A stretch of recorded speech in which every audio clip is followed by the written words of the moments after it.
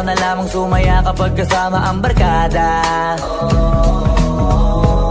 Akala ko yung puso ko di nagagana, buti na lang ay dumating ka doon, nagsimulang magkaroon ng pag-asa.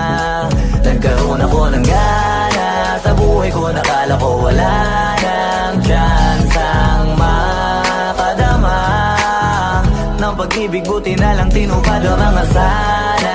Nung una ay hindi ko inakala